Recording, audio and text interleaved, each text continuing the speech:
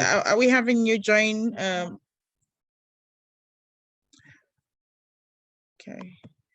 Are we having you join us for the first time? Like, is this your first time? Yes, this is my first time. Okay, you're welcome.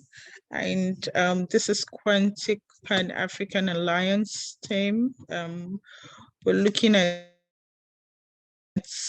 connecting globally, African continents and all.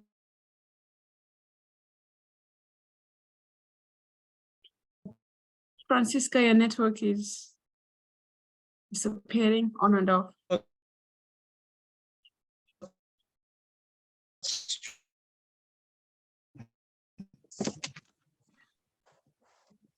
Hello. Yes, we can hear you now. You were breaking off a few minutes ago. Yes. Okay. Yes, I can hear you. You can go ahead.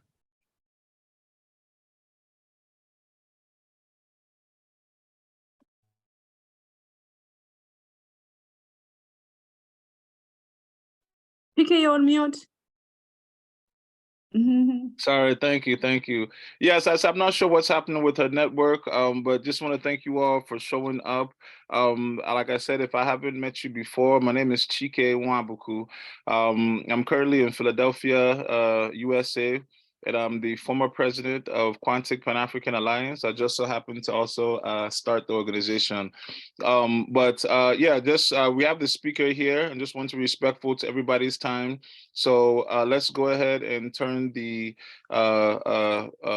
mic or video back over to her so she can introduce herself, and we can go ahead and get started. And please forgive me, I'm gonna have my camera off. I'm actually in the middle of something, so I was just coming in for support today. I'm not the president anymore. I'm just helping out where I can here. So let's pass it over to, is it Mfreke? Yeah, you can share your video anytime you're ready. Thank you so much for being here. All right, thank you, Chike. Good afternoon, everyone. It's a pleasure being here. Good afternoon. Hi, Mfreke. Good afternoon. Good afternoon, everyone. Thank you for having me.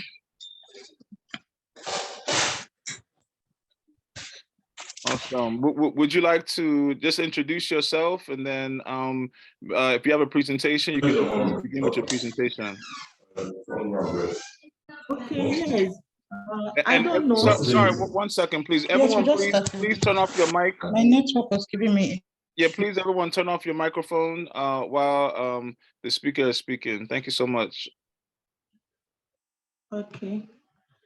Good afternoon once again. My name is Mfreke Asigbe. I'm dialing in from Nigeria.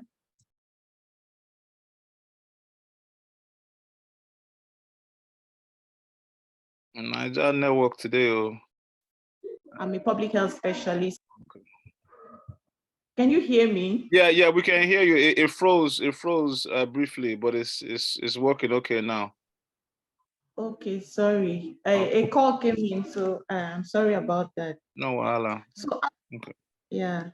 So I said, my name is Mfreke Asigbe. I'm the CEO of Cypress Global Health, a health and wellness organization that is focused on improving the quality of life of individuals, families, organizations, and communities.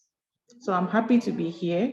I don't know if my slides they are ready, because I had sent it to Francisca this morning. I don't know if she can share from our end.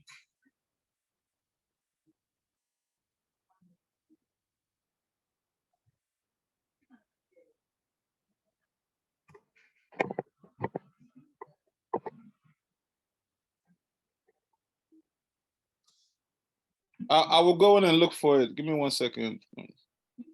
Okay.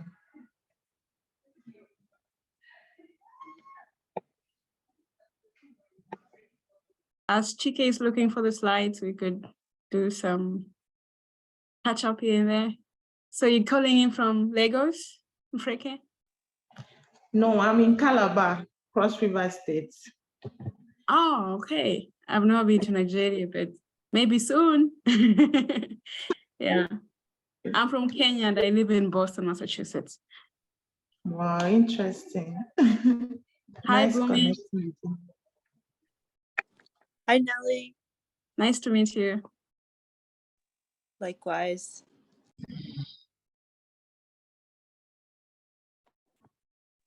Is this your first slide? Yes, yes, Okay. it is. Okay, no problem. All right. We'll just whenever it's necessary to move to the next one, I'll click. But like I said, my microphone and video will be off. I'm handling something, so excuse me. But go ahead. Show is yours. Okay. All right. So good afternoon, everyone. Just to be sure that we're on the same page, I would like to see in the chat box what your expectations are for this training. If you could just type in the chat box what your expectations are for the training so we can proceed. So today we'll be talking about mental health in relation to stress management, depression, and time management for business owners and executives in Africa. So this is a quite interesting topic, personally for me. Okay, so Olubumi says, learn some helpful tips about mental health. All right. Okay, so I'm hoping I will be able to meet your expectations. Is there any other person?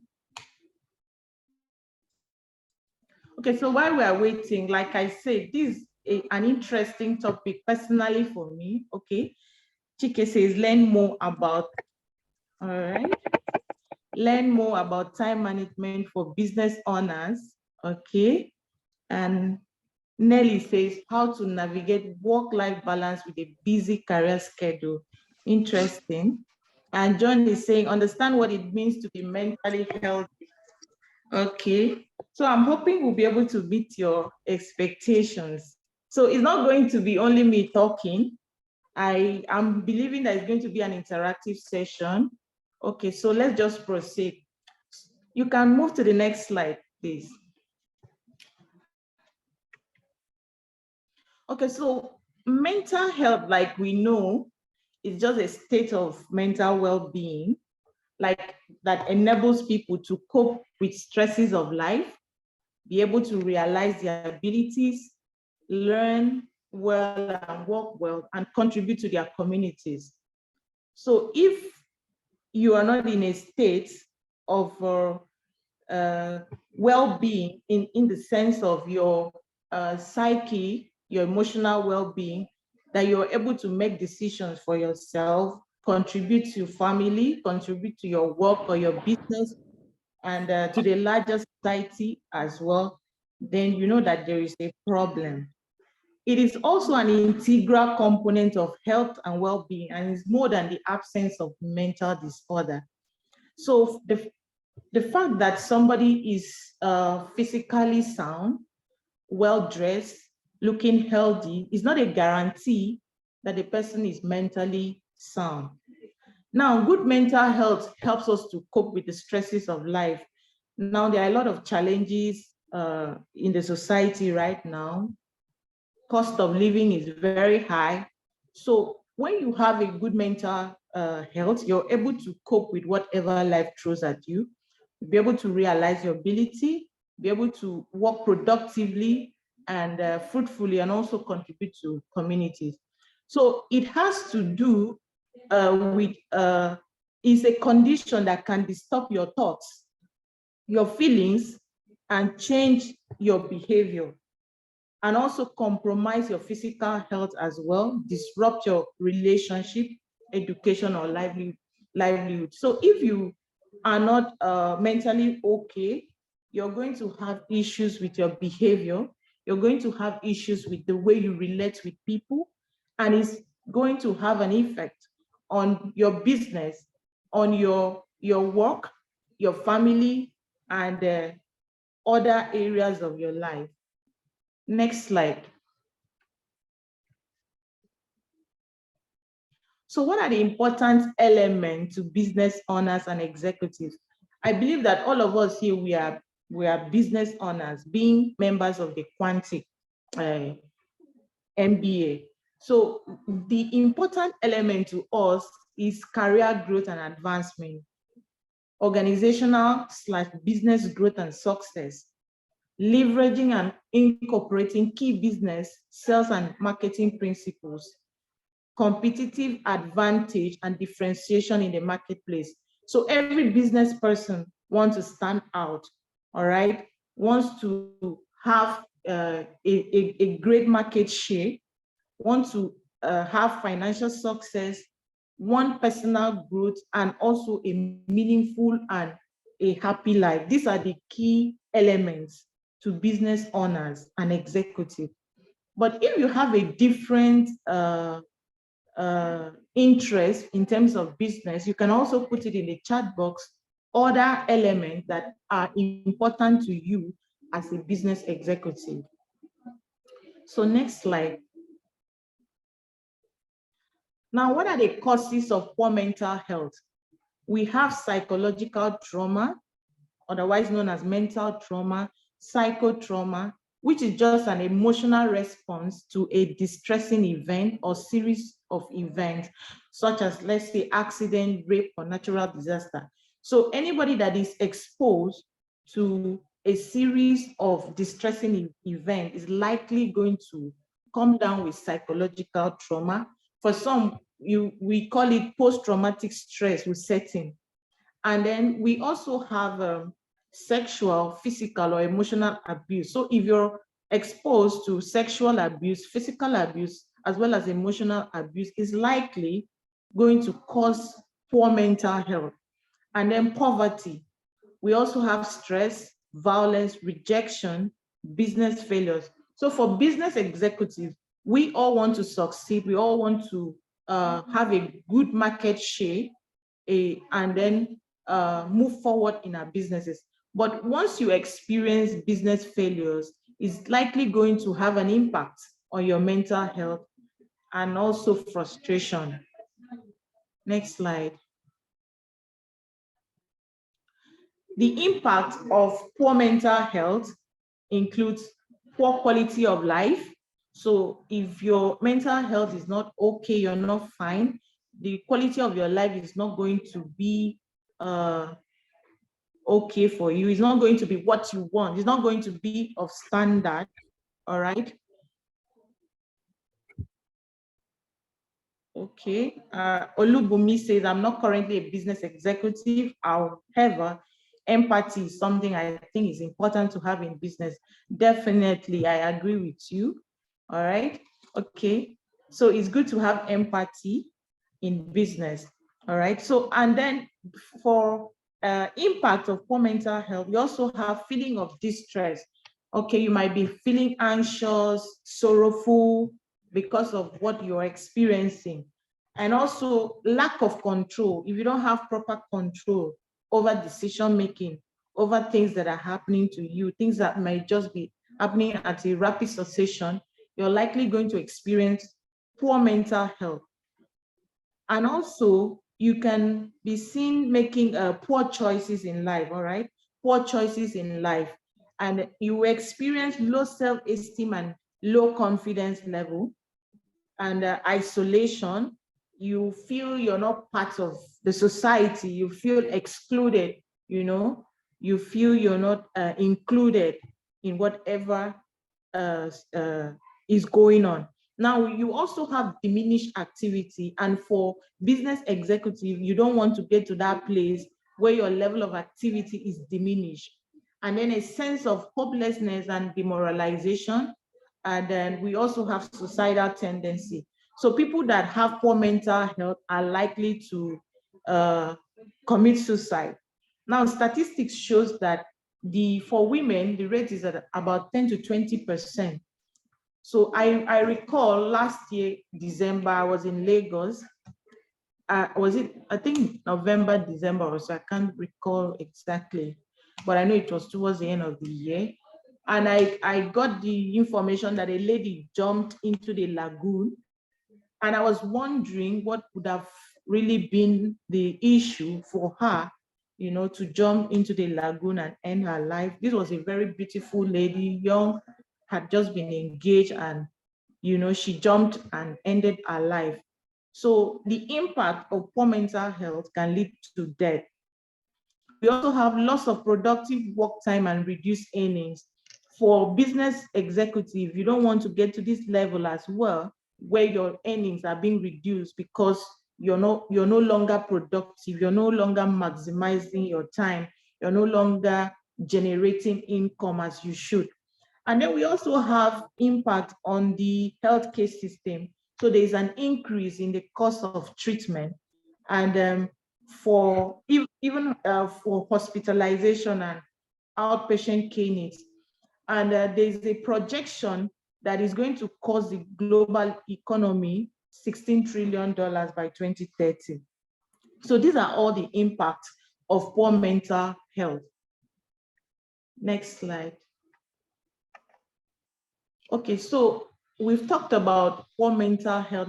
Let us look at better mental health. What do we really mean? So you'll be able to measure and know if your mental health is good or is poor. So if for you to have better mental health, it means you're able to connect. That you have positive relationships. You have social intelligence. You're able to contribute to community building, and you have a sense of belonging. Like one of us said, I think Olubumi said, empathize. As a business executive, you're able to empathize with others. You're able to empathize with your clients. And then in terms of functioning, you are able to apply cognitive skills. You can gain an education, you can earn a living, you can make healthy life choices, and you can learn new skills. So this is what it means to have better mental health. Next slide, please. In terms of coping, you're able to deal with stress. You are able to adapt to changes in the environment. You're able to adopt new ideas. You can make complex choices, and you understand and you can manage your emotions and even the emotions of others. And when you have better mental health, you're going to thrive. All right, you're going to you have that sense of belonging. You feel good about yourself. You feel good about your achievement. All right, you realize your own abilities. You don't need someone to tell you what you can do. You already know what you can do, and you would have found your purpose in life, and you'll be able to think about your well-being and the well-being of others.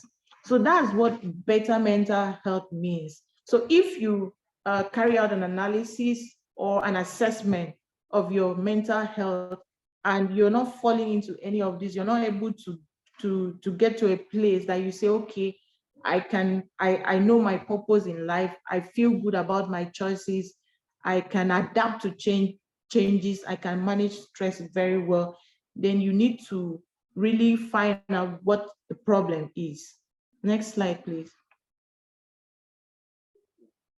Okay, so we have what we call the core determinants of health.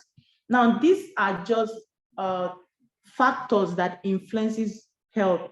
Like we have health services, we have gender, we have financial and social status, we have the culture, all right? We have biology and genetic endowments, we have healthy child development, social environment, personal health practices and coping skills, social support networks. Talking about social support networks, like this Quantic Pan-African Alliance, this is a social, let's just say this is a social support network where you get to learn about issues of life. So this can influence your health. And then we have physical environments, we have education and literacy, we have employment and working conditions. So all of these are the core determinants of health. These are factors that influences your health, either positively or negatively. We can proceed, please.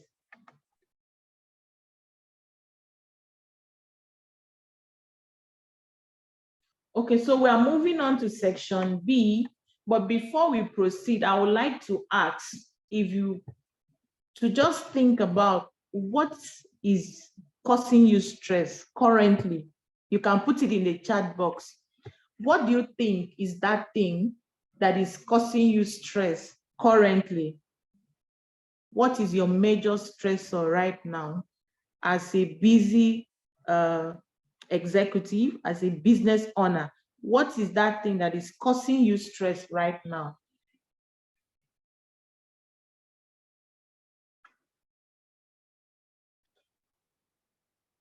Okay, Chike is still saying time management. Ekene, people management. Okay, all right. Okay. Okay, it's important that you work-life balance, okay? Trying to create a balance between your, all right, your work and other life demands. Okay, so it's very important that as deciding whether or not to stay in my current role. Interesting. Okay, so juggling work, side hustle, and school. Okay, so it's important that you know what is causing you stress, all right?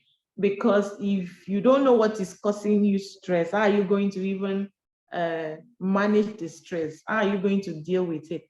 Now, what is stress? Stress is just a response to a stressor. It could be environmental, it could be occupational, it could be social.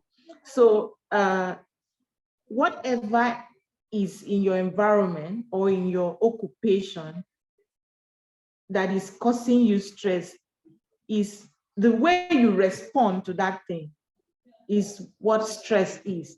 Now, work or business related stress is the response people have to work and business demands and pressure which exceed their knowledge and ability or which are beyond their capacity to cope. So whatever is causing you stress, if you're unable to cope, or if you don't have sufficient resources to be able to deal with that thing, that's when you are going to be stressed.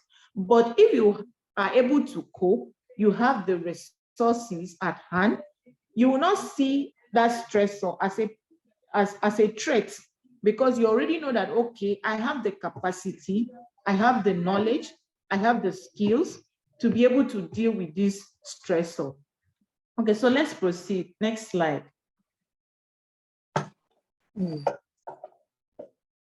So what are stressors?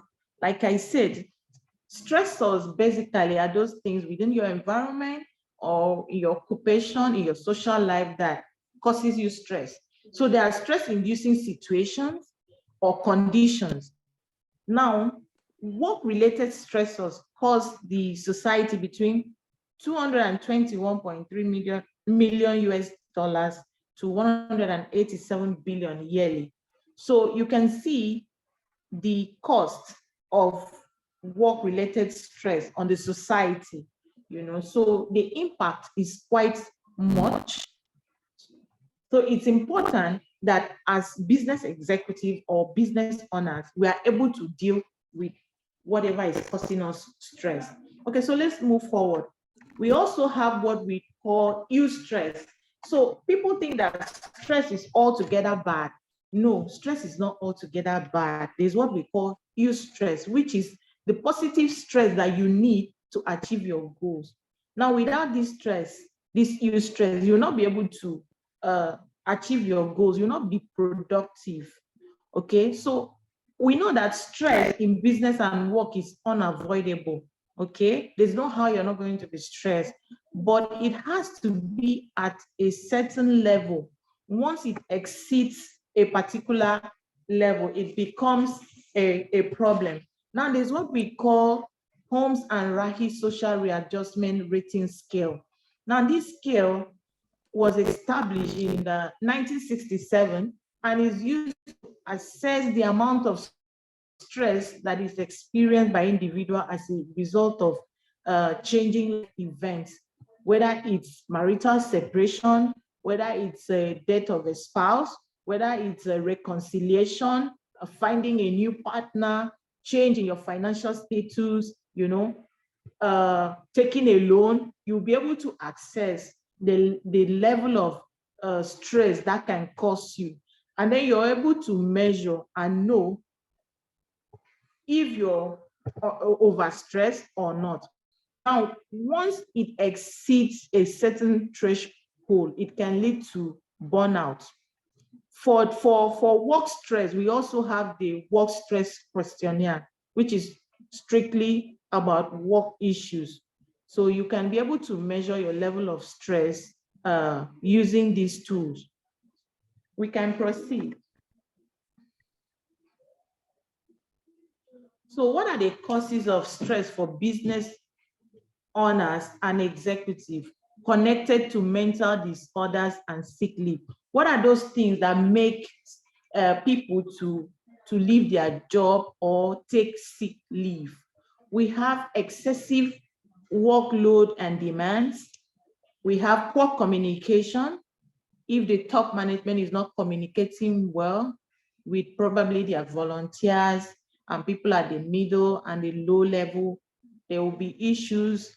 And if roles are not clearly defined, it can lead to mental disorders in the office environment, insufficient training as well, toxic work environments, commuting time.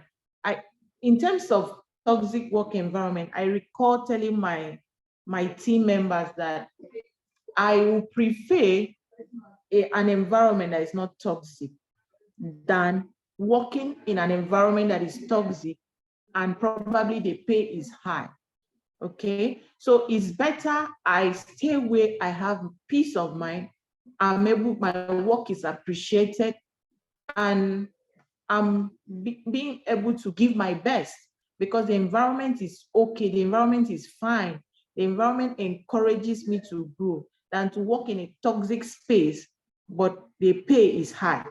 Now, another one we have is commuting time. For people that live in, let's say, Lagos, you know, commuting to work can be a major stressor for people working in Lagos. And then we have critical and over-demanding managers. We have bullying and lack of peer or co-worker support, lack of mentoring, and lack of job security. So if there's where you're working, you are not even sure, you're not feeling okay that there's job security in that place, no insurance, employee well-being and programs are not part of the package, you know, it can cause mental disorders. And then we have personal and professional or financial worries. For business executives and business owners, this is one of the major issues. So if you have personal financial worries or professional financial worries, it can lead to mental disorders. I think still last year, one of the major, one big organization, I've forgotten the name, I think it's a bedding company. One of the, is it the founder or the CEO had to jump down and, you know, kill himself because of, I don't know if they were having financial issues or not, or I think something about finance or so. So it's important that if you have financial worries, you have to find a way to deal with it. We also have family responsibilities.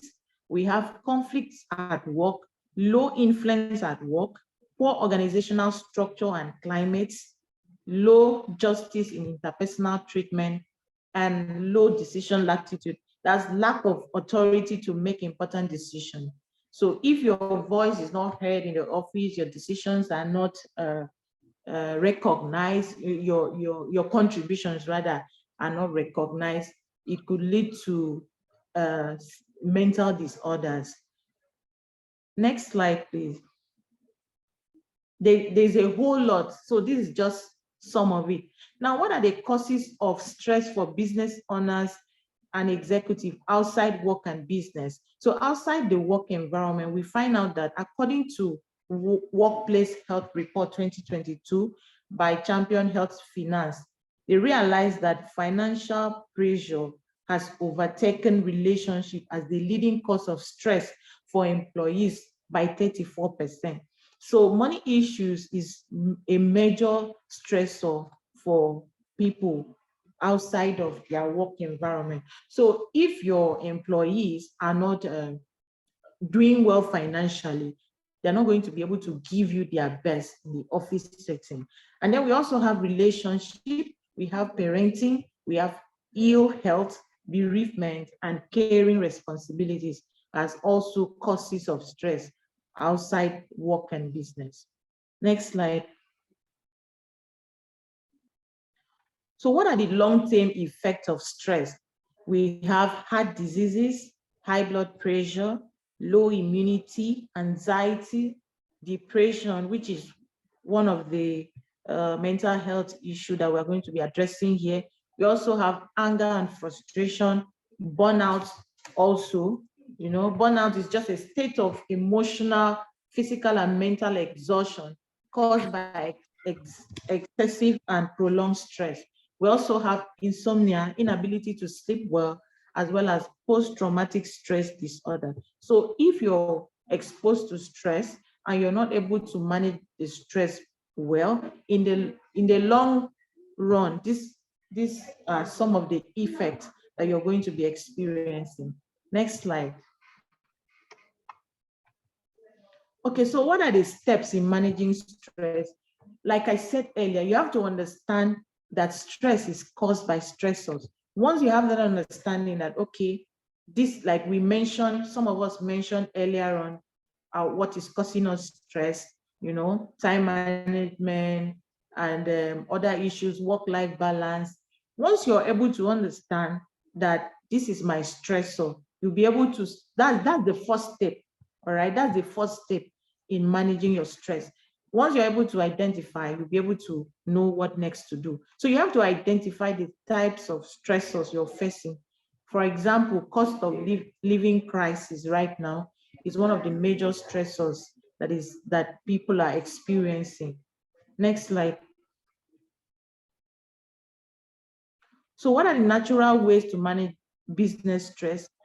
You need to eat healthy, maintain a healthy weight through regular exercise, identify your core values and purpose, and live in alignment with your values. Change your words. We have positive affirmations that you can be saying every day. And then you reduce stressful behaviors while increasing healthy behaviors. So whatever is that behavior that you know is kind of stressful for you, you have to reduce or probably find a way to eliminate that behavior and then increase healthy behavioral patterns. Also enjoy healthy sleeping patterns. So we are told that for adults, you need to sleep at least 8 hours for you to function very well. And enjoy family time, be part of good social support networks, plan and manage your finance and time, all right? If you have faith, you do your God's work, do your business, your work and your family life. So find a way to ensure that there is a balance. There's a balance between family, between your faith, and between your business. Now change your habits as well. If your habits are causing you stress, change those habits. Simplify your life, live in peace, harmony, tranquility, and bliss. Next slide. So these are just the natural ways of managing stress. For the strategic ways to manage business stress that is linked to finance, you have to understand that financial well-being is linked to your mental health as well as your physical health. So naturally, if you're doing well in business, there's this feeling of you feel good, you'll be happy. That puts you in a state of euphoria, you know. So once you have that financial well-being, it somehow has an impact or an effect on your mental health and physical health. So identify your financial well-being and that of your employees. Financial stress doubles the risk of thought of suicide or self-harm. Strive for financial well-being. That's a state of feeling content, being content with what you have, being comfortable and secure with your financial situation while you have the freedom to live the life you want. Engage in financial well-being coaching. You can bring a financial expert to your organization to train you and your employees on how to manage your finance. You can also start employee well-being programs, yes, which is like my organization. That's one of our core mandates in Cypress Global Health, employee and employer well-being. So it's important that in that program that you're designing for your employees as well as yourself, that you incorporate financial well-being as part of it, and provide targeted support to close the financial well-being gaps in your organization. We know that the people at the top, the senior management, most times earn higher than those at the middle and lower level. So how can you bridge that gap? How can you ensure that people are not feeling left behind in terms of their finance, all right? And they are not able to give you their best at the office. Now, check your sleep quality, maintain a good energy level. Next slide. Okay. Strategic ways for business owners and executives to manage business stress linked to employees. So like one of us said, be empathetic, all right? Listen to what your employees' problems are. Be an active listener. Sit down and find a way to solve the problem collaboratively. Be present for your employees and be genuinely interested in their well-being. Ask them open-ended questions that can lead to problem solving, and also give them an opportunity to share their stories and uncover their needs and worries. I read one book, The Arc of, I think, is it The Arc of the Possible by Waziri Dioso. He was talking about when he became the executive secretary of NATI, how one of the days, I think in the week or so, he set it as a day where he gets to know more about his employees. They will not be talking about work. All they will be talking about is their family. How are you doing? What is going on in your family? They make it very informal. And if you see him with his team, you will not even know that he's the boss.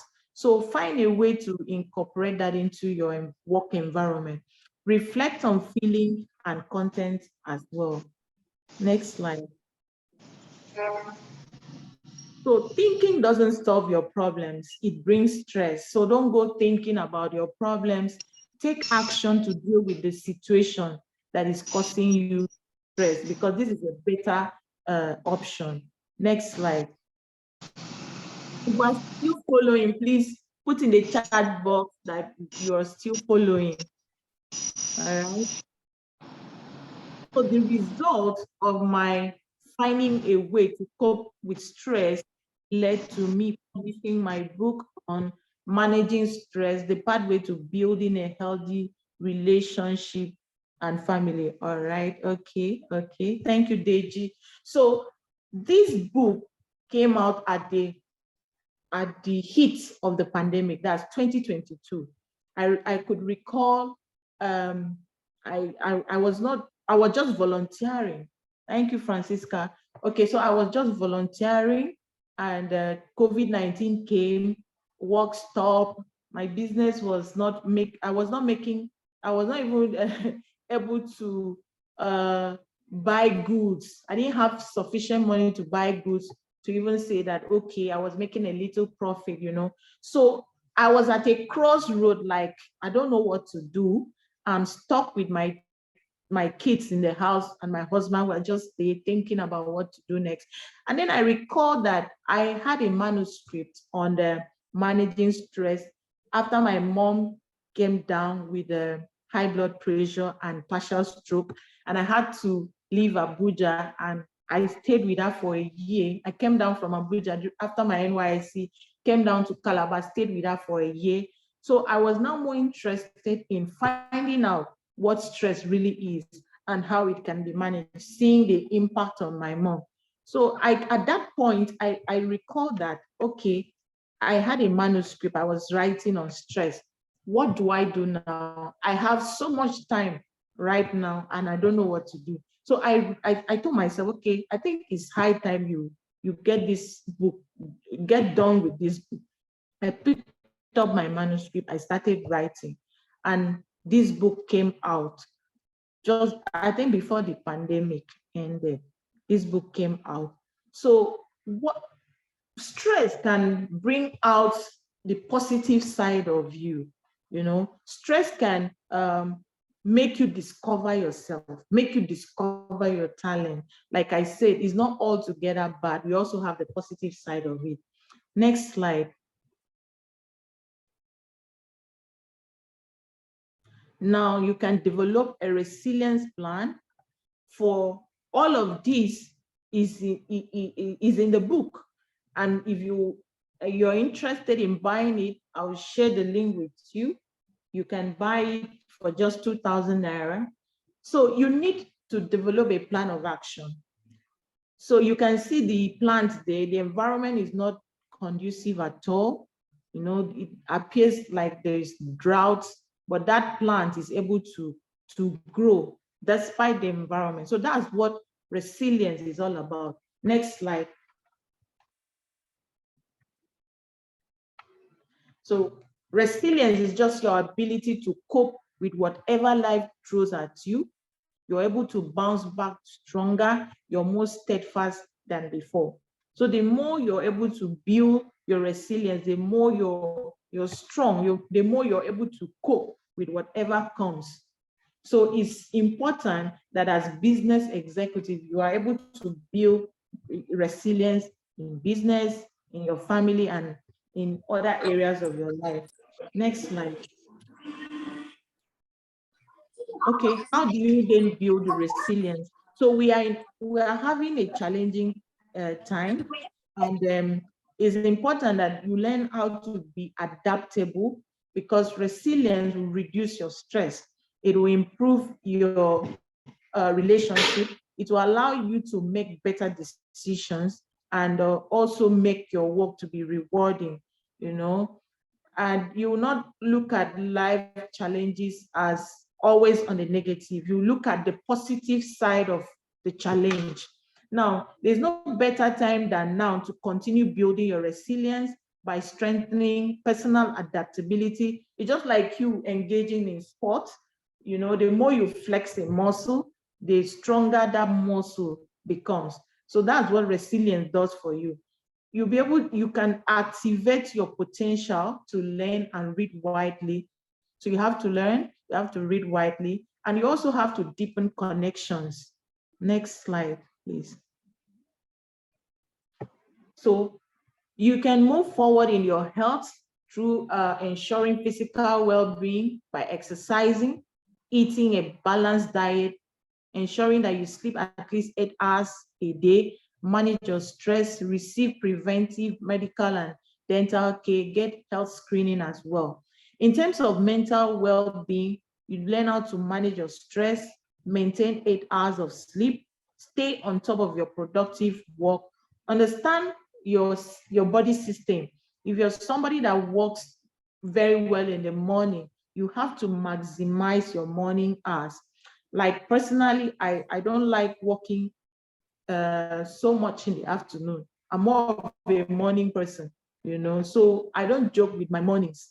Anything important I want to do, maybe I want to write, I want to do important work, I make sure that I schedule it for the morning hours. So understand how your system works and maximize your productivity.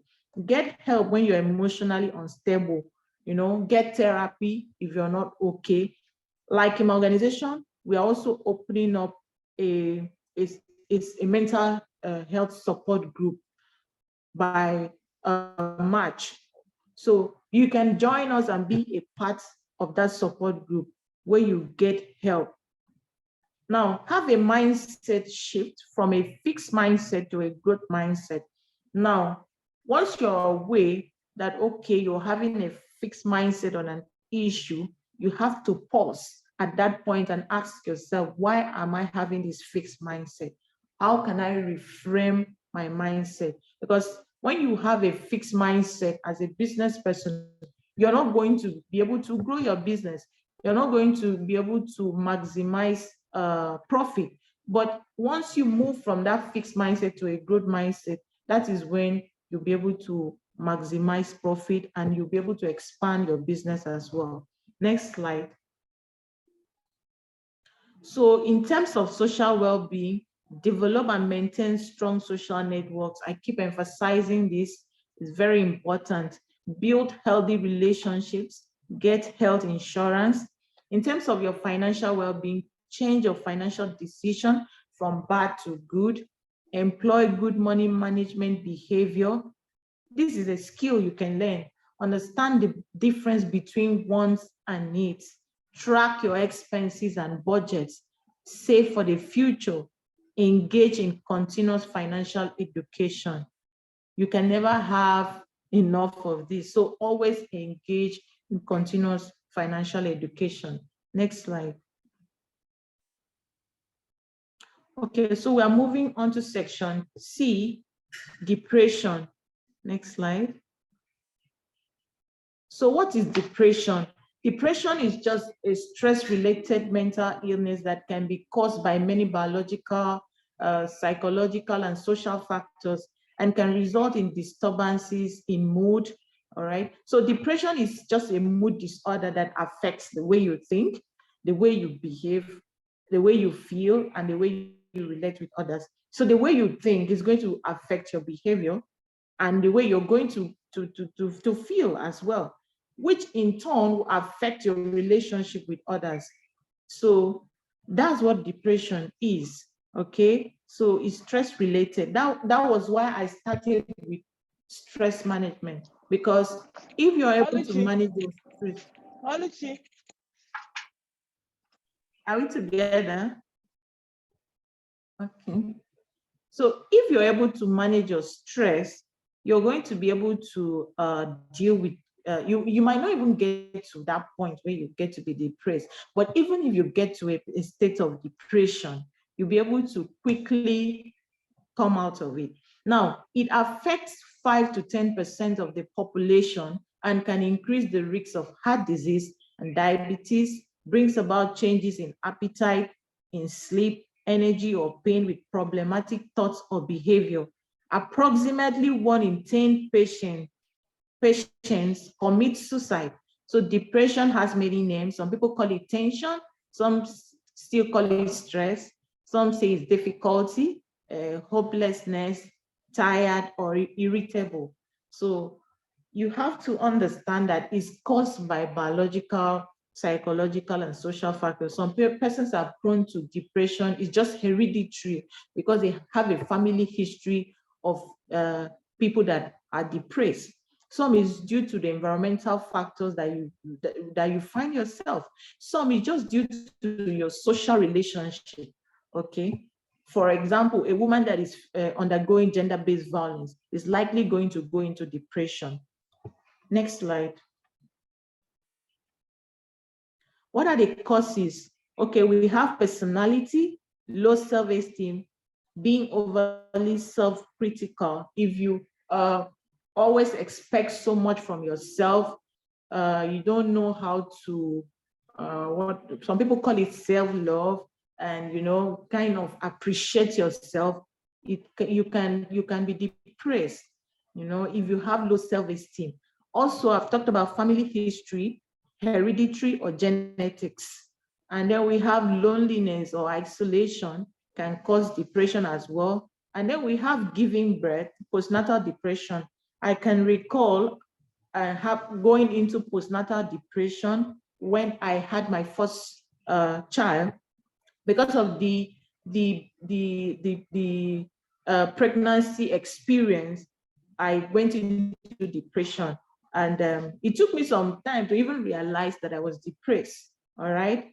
You know, it was my husband and my mom that were now making me even realize that I was depressed. So giving birth can cause depression for some women. Pregnancy is a whole lot. And we also have lack of quality sleep, exhaustion or burnout. We have stress in terms of diverse illness, redundancy, job or money worries. And poor nutrition can also cause depression, chronic pain, hormonal imbalance, and deficiency in vitamin D, which is otherwise known as sunshine vitamin. So these are some of the causes of depression. Next slide, please. So these are the facts about depression.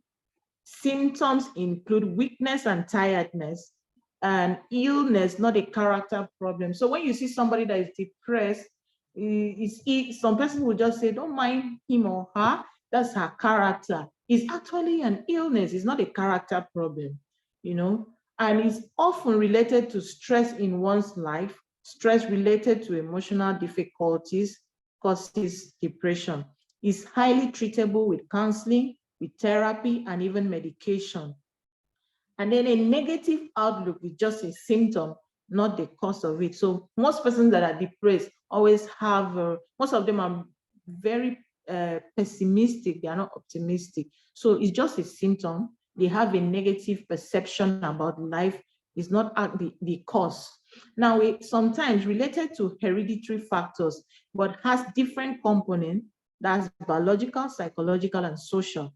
It can be related to difficulties in daily life, but can be a result of biological, psychological, and social factors as well.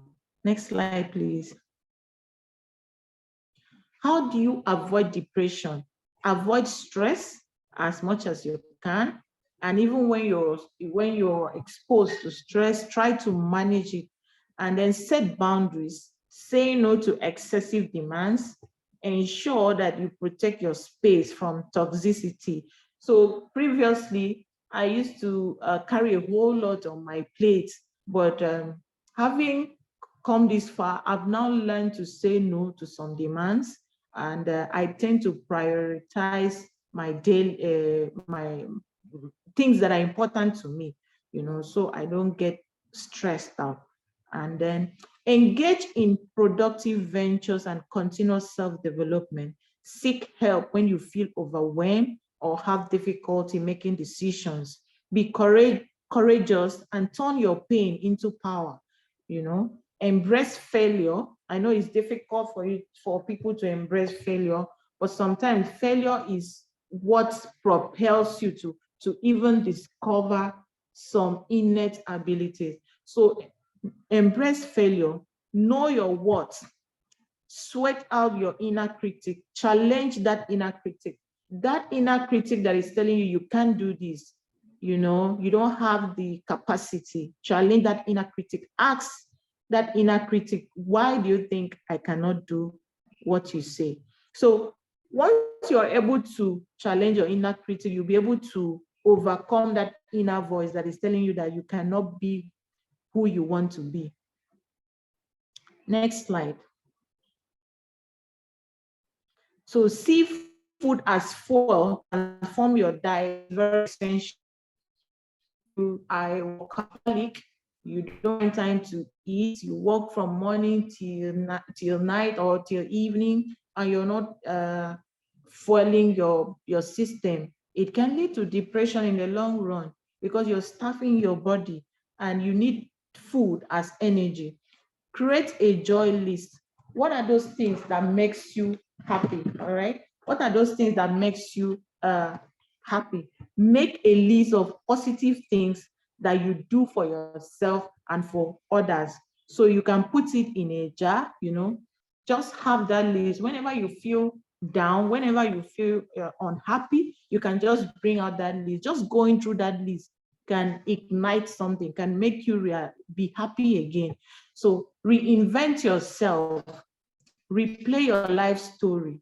You know, what is your life story? can you just sit and watch it as a spectator?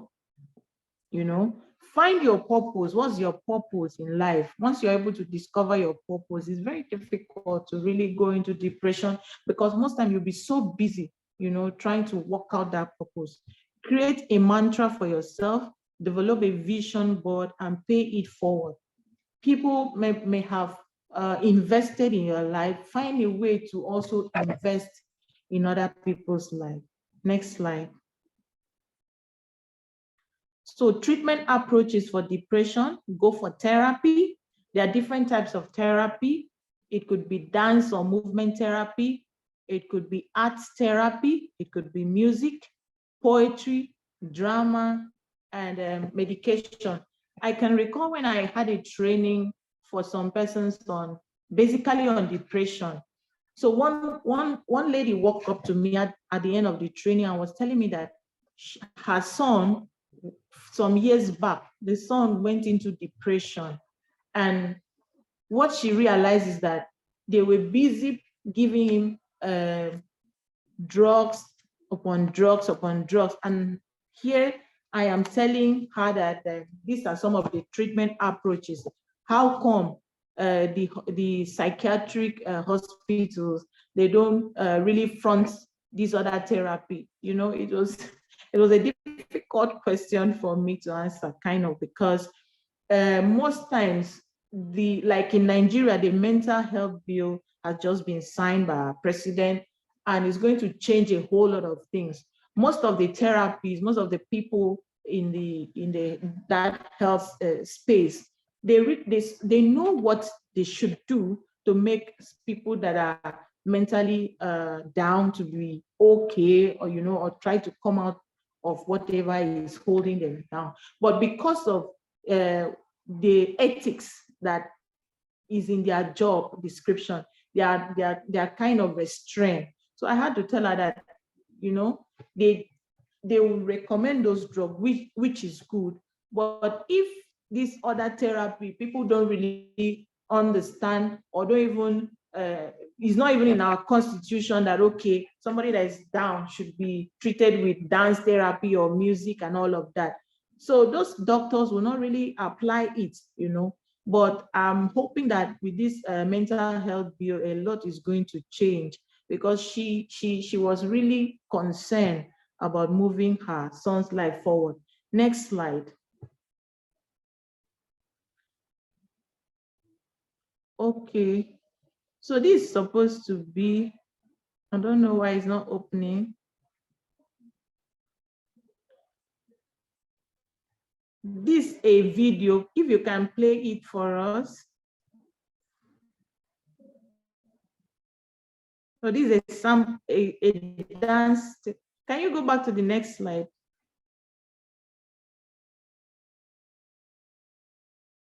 So that's a dance therapy session, a sample dance therapy session that I was engaged in. I was thinking it would play.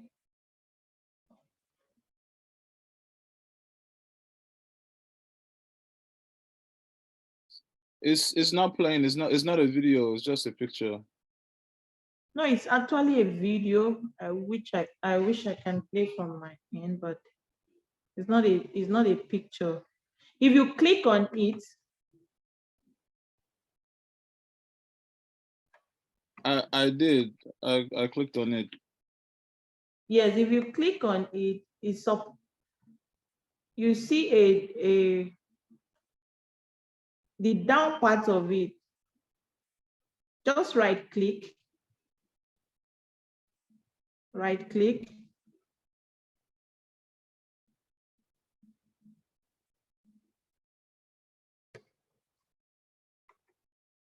Yeah, it's not playing. Maybe you can send it and we'll send it out through email.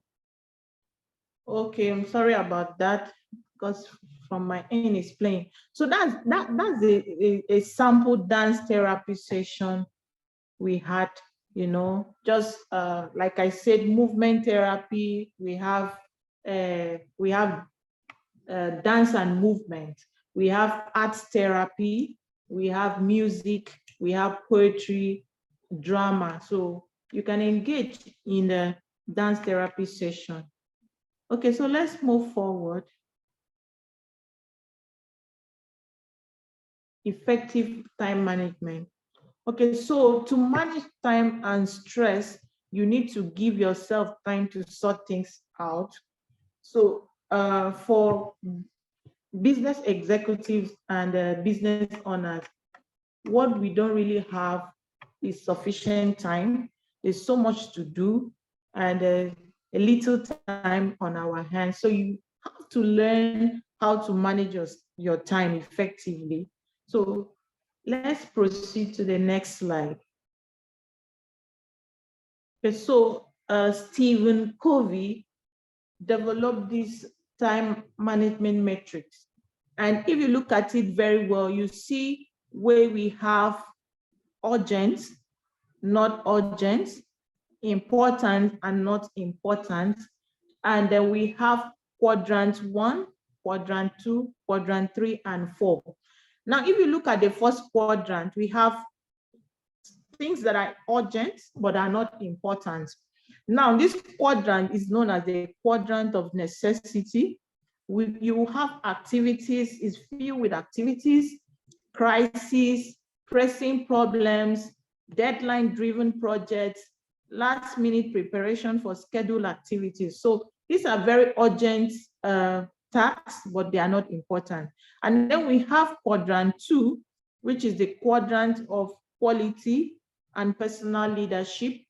You have activities, you have prevention, values clarification, relationship building, recognizing new opportunities, preparation and planning, scanning the horizon, and recreation as well as relaxation. Now, this is the most important quadrant of all, but we're going to come back to that. We also have the quadrant 3, which is the quadrant of deception. Here you have different activities, you have interruptions, some calls will just be coming in, meetings here and there, pressing matters, popular activities. So most times you can find yourself stuck in quadrant 3 before you realize your time is gone, because they appear as urgent, but they are actually not important. And then we have quadrant 4, the quadrant of waste. Now, these are not urgent and are not important. So you should avoid this quadrant as much as you can. We have quadrant of waste. That's, you have busy work, time wasters, you have junk mails coming in, pleasant activities, too much talking, viewing mindless TV shows, mails, and phone calls. Okay, so let's look at quadrant 1 again. Now, activities in quadrant 1 relate to dealing with critical issues as they arise and meeting significant commitment. So you must actually perform these duties by managing this quadrant the best way you can. Don't forget, this quadrant, they are urgent and they are also important. So you have to manage as best as you can. Then we have quadrant 2. Now, these are success-oriented tasks that are critical to achieving your goals. You need to focus your energy here, and you need to plan to do these tasks. Like you can see, scanning the horizon, recognizing new opportunities. As a busy executive or a business owner, you are expected to be scanning the horizon, looking for new opportunities that can bring growth to your organization, to your business. So this is where you should spend time, focus your energy and plan to do this task. Now, we also have quadrant 3, which is not important, but urgent. So these are chores that they don't really move forward your goals. They don't take you to where you want to actually be. So you can delay them. You can even cut short or, reject requests that come from this particular quadrant, requests that come from other interruptions, meetings, and all of that. So you have to be very careful when you're in this quadrant, and then you can even postpone these chores if you have to. And then we have the quadrant of waste. Now, these are just a distraction and should be avoided as much as possible. So you have to be very careful, but you have to be careful, yes, not to take family and recreational activities as things that are not important, because they are actually important, if family is one of your key values, So next slide. You can, I think I've explained this already. Next slide. Okay, so what is time? I think time is, I was saying the other day that time is the most important asset or treasure that has ever been given to humanity. Whether you're poor, you're rich, whatever level you find yourself in life, we all have the same time, So it's a valuable asset. Now, scientists define time as the progression of events from the past to the present and into the future. Okay. So time is irreversible and cannot move backward. Traveling back to the past to make changes is impossible, and time seems to move very fast. Okay, so scientists believe that time moves in one direction and it's not possible to move backward. Next slide. So you see that when you lost time, you can't recover it again. Time management is about managing people's use of time. It's about managing people. So time management is all about self-discipline, your ability to stick to what you want to do at the time that you have been given. So it's more about just managing your time and managing yourself in relation to time, really, because time is not going to wait for you. So you have to find a way to do what you have to do at the time that you have. So it just means being willing to experiment with different methods and ideas to enable you find the best way to maximize the use of your time. Next slide. So what's the connection between time management and stress? Your inability to manage stress effectively can lead to negative stress. Effective time management can alleviate that stress for you. So poor time management can cause you stress, and stress is not solely caused by poor time management, but if you don't manage your time well, the things that you're supposed to do is going to pile up, and you start, experiencing stress, trying to ensure that you do what you're supposed to do. Next slide. My time is very short. I'm trying to wrap up now. Now, how do you manage your time? You have to evaluate your priorities daily. When you wake up, ask yourself, what do you want? What do I want to do today? What do I want to achieve today? So you focus on those things and achieve it first. Once you achieve your daily priorities, you can now do other things that were not in that list. Now follow your plan and tackle procrastination. Stick to your plan of action. Stick to whatever you have planned to do for that day, and don't procrastinate. Delegate and invest in the right people. Don't be an executive that does everything. Delegate and invest in the right persons. Once you invest in the right person, you're going to get good returns on your investment. Next slide. How do you evaluate your priorities daily? So the hallmark of successful time management is being consistently productive each day. So you must have a daily plan and commit to it so that it can help you to stay focused, like I said earlier. Now create a productivity journal that will help you to manage your time effectively. As you achieve a particular task, tick it that, okay, I've done this, I'm moving on to the next task. Time management starts with goal setting. So you must be able to understand goal setting, all right? Be able to set your goals. What goals do I want to achieve at the end of January? What are the goals for February? So once you're able to set those goals, and even yearly goals, you'll be able to manage your time effectively. So set goals that are smart, specific, measurable, achievable, relevant, and time-bound. Next slide. So delegate, I've said this already, just make sure that you get the right people to do job for you, train the people, and ensure that you maximize productivity and value. Next slide. And this is a win-win for you. Next slide. Okay, so I think we've come to the end of my presentation. Thank you so much for listening.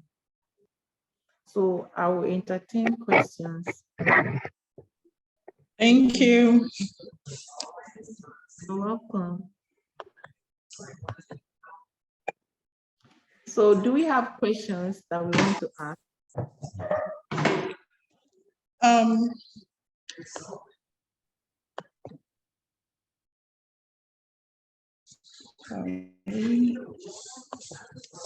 Hello, everyone. Thank you so much for the presentation. It was a great one and really insightful. We took out a lot of great interactions from there, but I think we have to take questions now from everyone who is attending. Nelly, I saw that you dropped a point on the chat for questions. If anyone has questions, you also can ask directly by taking off the, you unmute and then probably ask the questions if we don't have any questions on the chat box. Thank you. Thank you. So the questions are from the registration form that we sent out. It's like 5 questions. Some of those questions she already addressed, but if she doesn't mind, she can just go through. We have Deji. I think Deji wants to speak. Is it possible for Deji to unmute Chike? Yeah, good afternoon. Okay. Thank you. Thank you very much for the very insightful presentation. Yeah, so the question I want to ask is, you were talking about stress management. You talked about reviewing of workload and stuff like that. So I just want to ask, in certain work environment where, right, if you do that, if you ask for your workload to be reviewed, you're probably being overloaded. It may come across as one trying to dodge responsibilities, or especially in very competitive environments where everybody wants to come across as the top performer and all that. People are picking up all this. So I'm speaking from a personal point of view, experience. There was a time where even my night became day because I had to wake up very early. If I wake up 4 a.m., it feels like I'm late already because I have so many things I have to do at work. I'm jumping from one meeting to the other. And everybody's trying to protect their position. If you say, oh, you want to drop some workload, it may come across as I'm being lazy. So how do you balance that? I don't know, how can one communicate that without appearing as trying to just dodge from work? Okay. Do I answer or I should wait for other questions? Please go ahead and answer. Thank you. Okay. Okay, thank you so much, Deji, for your question. When it comes to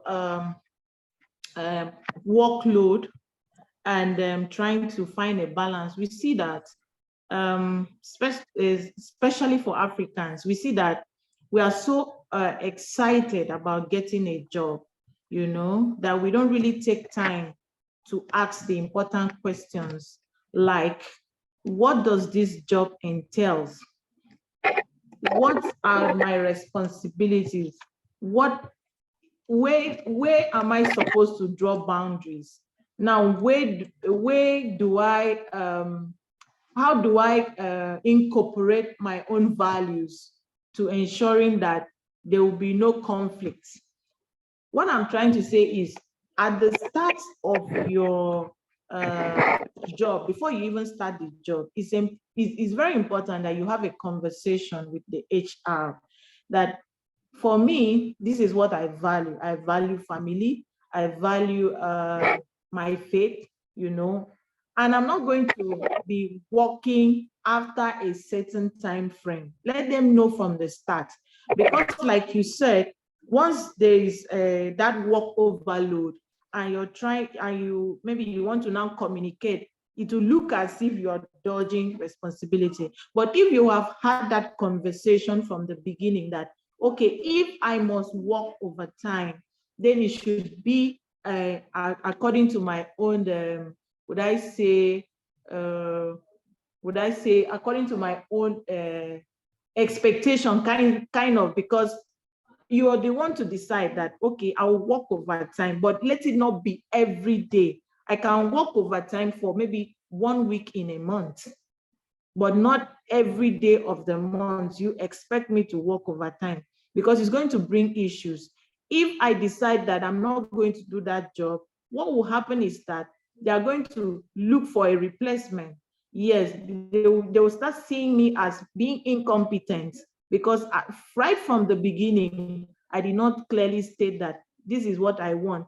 And now, if you state out what you expect or what you want, and it doesn't align well with the organization, you can come to a compromise, or they will tell you, no, with this your expectation, we cannot meet it. So you know right from the beginning that, okay, it's not going to be possible for me to stick with this organization, you know. So it's always important that we have that conversation at the beginning of getting an employment, so that things will not pop up that will give us a headache. Like you said, your night, your day was turning to night or so. So I think it's good to have that conversation. But even at this stage that you find yourself, maybe you didn't have that conversation, you can still walk up to the HR and lay a complaint about how you're not able to maybe have a work-life balance, and that you're ready to have some level of compromise with them. State out what you expect, hear from the HR what he or she would tell you, and find a way to create a balance. I don't know if that answers your question. Yeah, thank you. That was helpful. Thank you. All right. Thank you, Deji, for the question. Thank you, Mfreke. Would there be any more questions from us to you? So stress management, it's really interesting. We had a great time, and I noticed that with work-life balance, most times what we are unable to cope with is actually stress management. So for me, while we are going back to work, beginning the year and all that, I'm sure with this training, every one of us can go back to the drawing board and put on, you talked about the vision board. Yeah. One practice that a lot of people are not able to address. But I think since the vision board was being mentioned, that is, it gives us a target on what we are looking at. So if I'm to ask a question around the vision boarding, if we are to look on under stress, where do you want us to point that picture in the vision board? I mean, vision board normally would be like family related, would be like social well-being and all of that, will be career development. If we have to put in the stress management on our vision board, how do we articulate that? That's my question. Okay, thank you, Francisca. When it comes to vision boarding, like you said, there are different areas that you want to capture in your vision board, your career, probably your spirituality, family, you know, finance, and all of that. Those are all important areas of life. I think we have a wheel of what we call wheel of life, where, yes, where everything is, where you try to find a balance, make sure that your wheel of life is balanced. What the problem is that it's always very difficult to have a balanced wheel of life. It's either you're doing well in your finance and your health is suffering, or you're doing well in your health and you maybe spiritually you're not balancing it, or your parenting, you're having the money, but your parenting is poor. So when you're drafting your vision board, I think, like you said, under the family, you have to clearly state there that, okay, you're going to be conscious and intentional about managing your stress. So you write it down, because once you don't write it down, you're not going to be intentional about it. So you have to write it boldly. This year, I'll be intentional about managing my stress. So once you write it down and you make conscious effort to ensure that you actually manage the stress, once you maybe, let's say you sleep late at night, you notice that, okay, it's 9 o'clock and you're supposed to be in the office by 7 a.m. No matter how enticing, maybe you were just scrolling through the media, no matter how enticing the information is, you should just shut down at that point and just sleep and know that, okay, I need 8 hours of rest to be able to be productive the following morning. So you have to write it down, and then you try to see how you can measure on a daily basis. How did I manage my stress today? Like I talked about productivity journal. You can write, you can have a stress management journal as well, where you get to write on a daily basis how you were able to manage your stress that day. So I think that way you'll be able to measure if your vision for stress management is actually being achieved on a daily basis.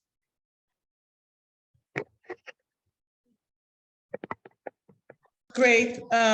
We also have another question from Toluwani Adon. So the question goes, how do you explain the importance of mental health to someone who doesn't believe depression is real?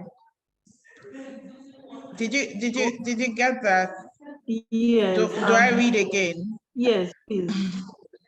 Okay, how do you explain the importance of mental health to someone who doesn't believe depression is real? I think there are people who don't believe about that depression exists, actually.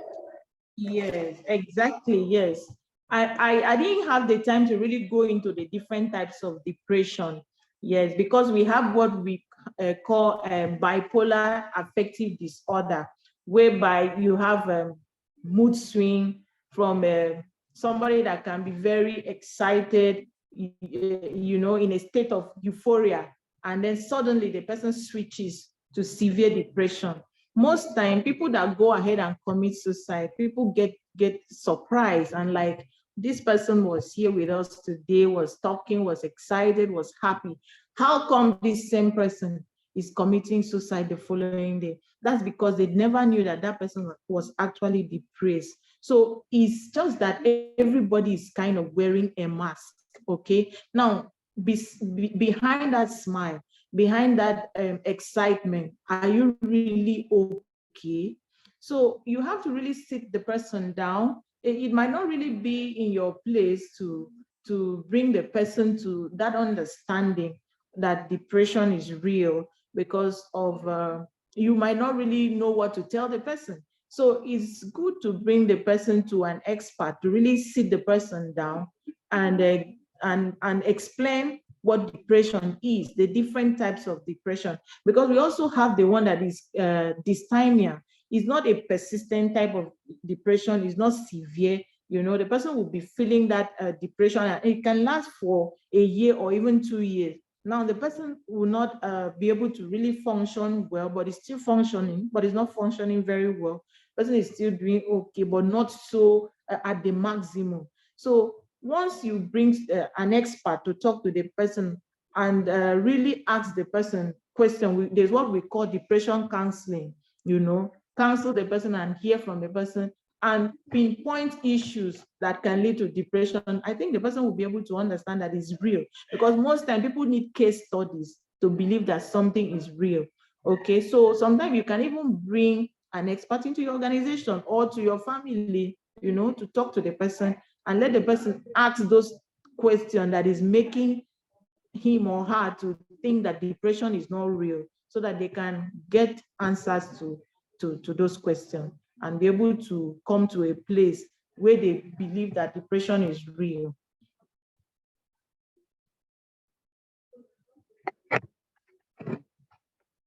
Thank you. Thank you for that.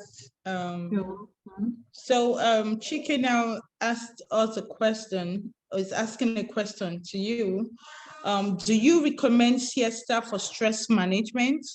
A siesta is an afternoon nap. I know many can't do this because of their work, but if possible, do you recommend it for stress management? Yes, absolutely. I recommend siesta for stress management. I think some days ago, a colleague of mine chatted me up and was like, "How did you spend your day?" And I said, I was in the house. I was working from home today, so I was resting and working, resting and working. I just replied casually. I didn't see that reply would trigger something in him. And he was like, "Really?" And I said, "Yes." He said, "I really like your response because today has been an hectic day for me. It's been from one meeting to the other and all of that." And I was like, the way we are going, most persons are already canvassing for hybrid work, where you get to be in the office only when it's very important. So if you're working from home, you see that you really have time to take siesta. And once you have siesta and wake up, the feeling you have is quite different.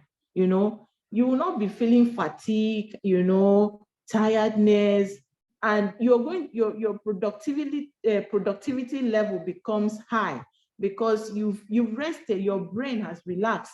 So I really recommend siesta. Some offices, as it is, are even trying to bring in have where you can actually go and have siesta, So with time, it's going to be a very key that employees and employers take time to rest.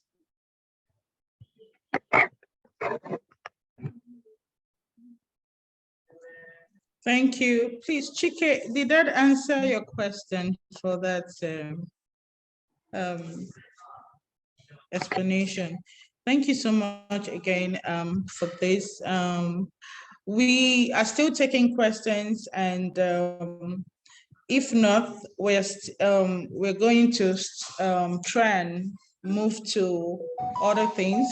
But then I was going to also tell our speaker today, just today I was going through some quotes, and some of them were great quotes towards mental health balance. And interestingly, I saw that most times we don't even pronounce this to ourselves.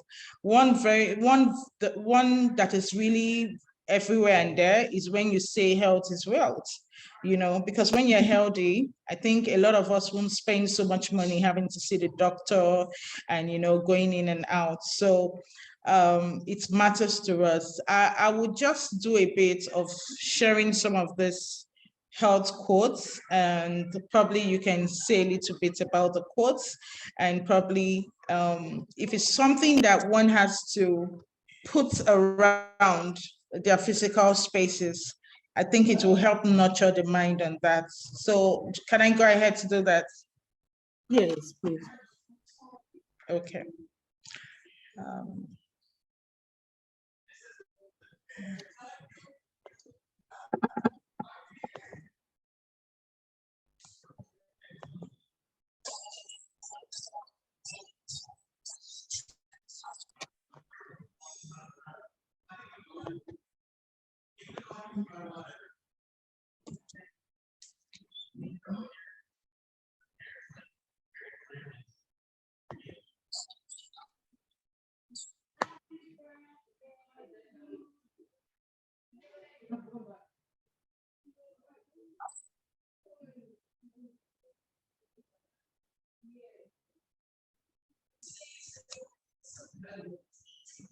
Hello?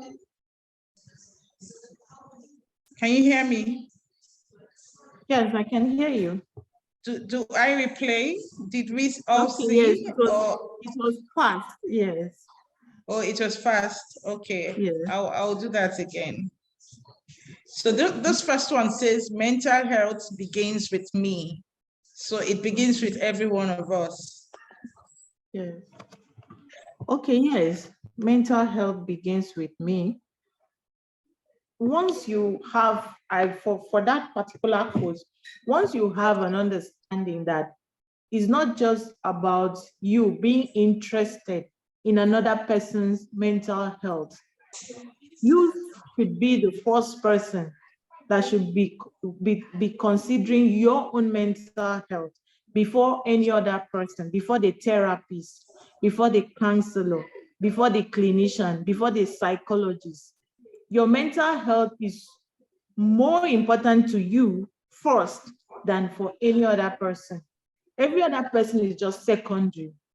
So that's my own understanding of that.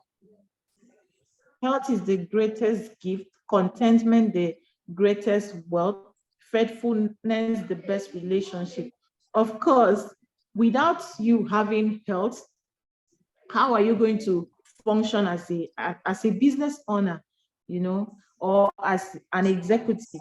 Without you having contentment, you're going to be running up and down, trying to find that contentment until you break down, you know. And faithfulness, the best relationship. So faithfulness in this sense, I think it has to do with you prioritizing your own health, being faithful to yourself in the sense that you ensure that your health is important. You don't treat your health as secondary. You treat it as primary.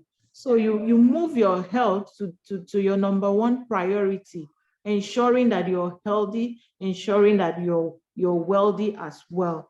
Not just physically looking okay, looking fine, dressing well, but also emotionally, ensuring that you are sound emotionally.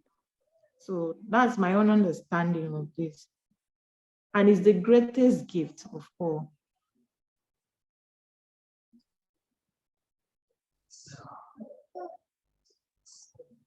Okay, so we have another question from, sorry, let me take that. We have another question from Nagbo. So Nagbo asked us the question saying, how can contribute to stress management?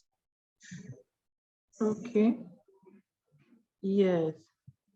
Emotional intelligence is just like, let's say, cultural intelligence. Let's say you go to a new place, and if you're not, you don't have cultural intelligence, you might have some issues with the new place that you're going to, because you will not understand why certain things are being done there, and you might go into conflict with the people there.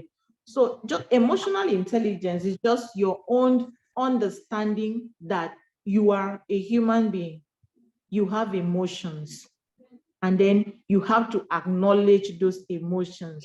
It's not when those emotions are coming, you now try to push it away. Like you have it, you're angry, and you're not acknowledging that you're angry, you're trying to suppress the anger. I think it's best you acknowledge first that, okay, I am angry, or I am sad, or I am happy, you know, I am excited. Those are the emotions that come. So you have to acknowledge. Once you acknowledge, the next thing would be that, okay, what do I do with this emotion now? You know, what do I do? How do I deal with this emotion? I'm actually angry, but being that I'm angry doesn't mean that I should not relate well with people. So how do I deal with the anger? So it's just a way of ensuring that you're conscious of your emotions, you're able to relate with others without allowing your emotions to influence your relationship with others negatively.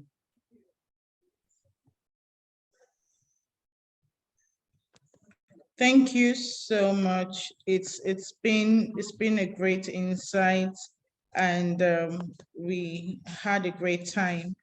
Again, I want to say one more question. That should be the last one. Deji has one more question. Okay, so Deji asked us a question now.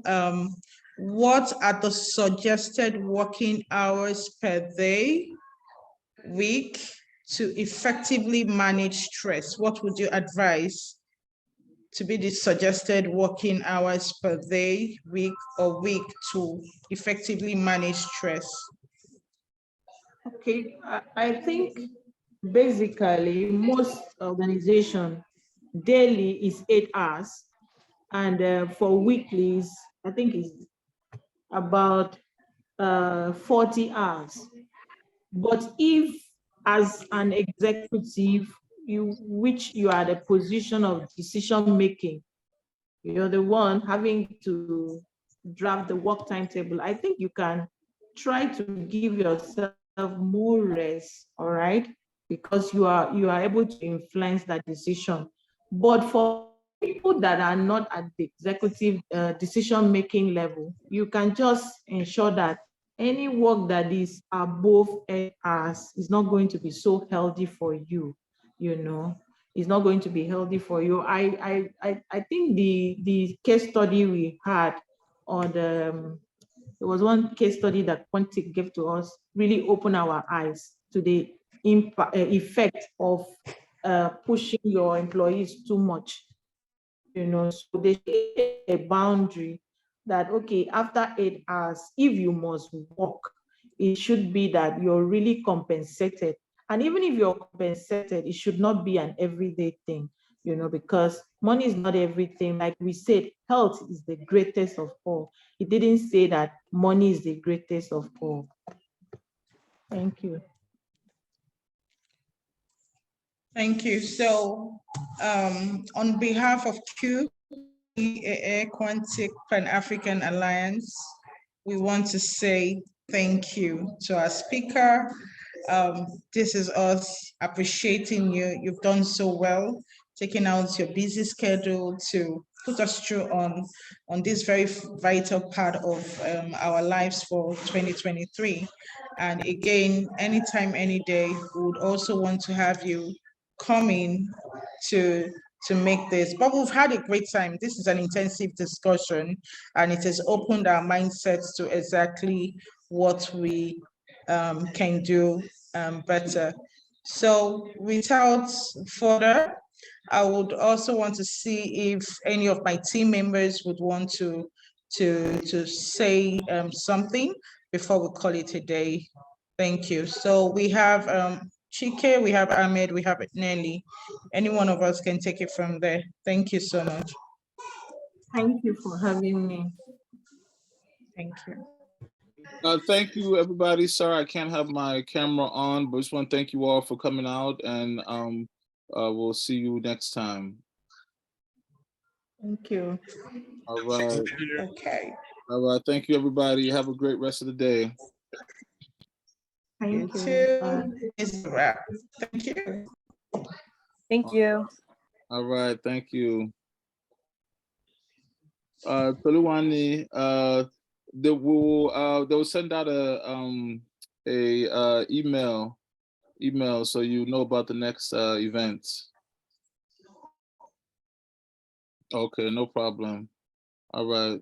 Thank you, everybody. Take care. How do I stay connected and learn more about